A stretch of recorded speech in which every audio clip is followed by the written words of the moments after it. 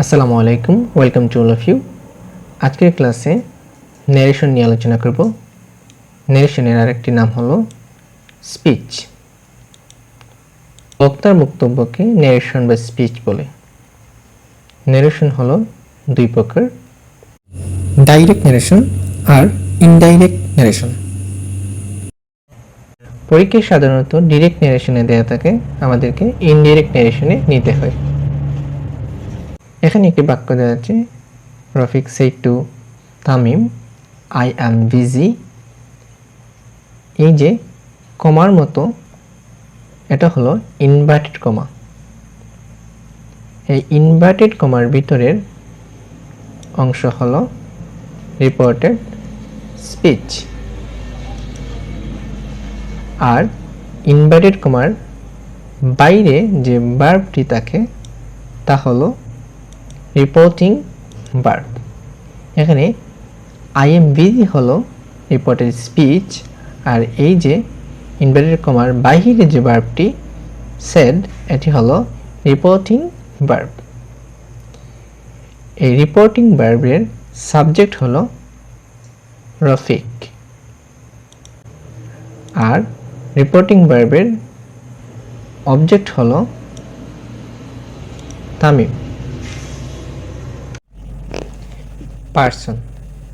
ন্যারেশনে ভালোভাবে দক্ষ হতে হলে পার্সন অবশ্যই জানতে হবে। পার্সন তিন প্রকার, first person, second person, third person.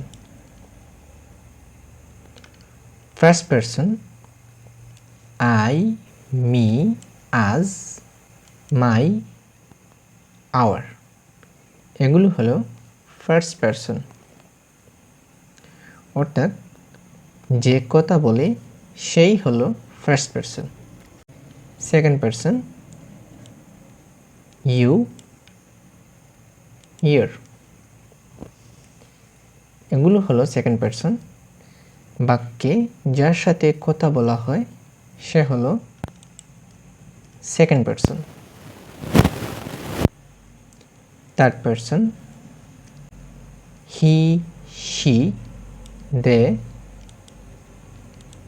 It, him, her, them, their, এইগুলো হলো থার্ড পার্সন, অর্থাৎ যার সম্পর্কে অথবা যাকে নিয়ে কথা বলা হয় সেই হলো থার্ড পার্সন। ডিরেক্ট স্পিচ থেকে ইনডিরেক্ট স্পিচে নিতে রিপোর্টেড স্পিচের টেন্স চেঞ্জ করতে হয়। এখানে আমরা একটা সহজ টেকনিকের মাধ্যমে এই টেন্স চেঞ্জটি শিখে নিব, কিভাবে সহজেই টেন্স চেঞ্জ করা যায়। ডিরেক্ট স্পিচে ভার্ব 1 থাকলে ইনডিরেক্ট স্পিচে ভার্ব 2 হবে। এভাবে ভার্ব 2 থাকলে হেড প্লাস B3 হবে।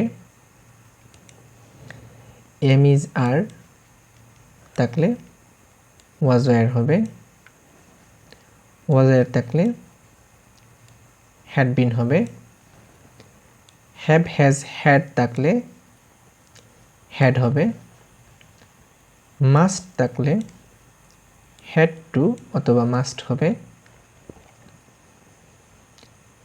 শ্যাল, উইল, ক্যান, মে এগুলো থাকলে যথাক্রমে শুড, উড, কুড, মাইট হবে। ডু, ডাজ প্লাস ভার্ব 1 হলে ভার্ব 2 হবে। ডিড প্লাস ভার্ব 1 হলে হ্যাড প্লাস B3 হবে। ন্যারেশনে বিভিন্ন ধরনের সেন্টেন্স থাকে, যেমন assertive, interrogative, imperative, objective, exclamatory. এখন আমরা শিখব অ্যাসার্টিভ সেন্টেন্সের ন্যারেশন কীভাবে করতে হয়। অর্থাৎ ইনভার্টেড কমার ভেতরে রিপোর্টেড স্পিচে যদি অ্যাসার্টিভ সেন্টেন্স থাকে তাহলে কীভাবে তাকে ডিরেক্ট ন্যারেশন থেকে ইনডিরেক্ট ন্যারেশন নিতে হবে তা আমরা এখন শিখব। ন্যারেশন করতে প্রথমে রিপোর্টিং ভার্বের সাবজেক্ট বসাতে হবে। তারপর রিপোর্টিং ভার্ব স্যাড অথবা স্যাড রিপিটেড, টোল্ড, রিপ্লাইড অথবা স্যাড বসাতে হবে। তারপর অবজেক্ট দেয়া থাকলে অবজেক্ট বসাতে হবে।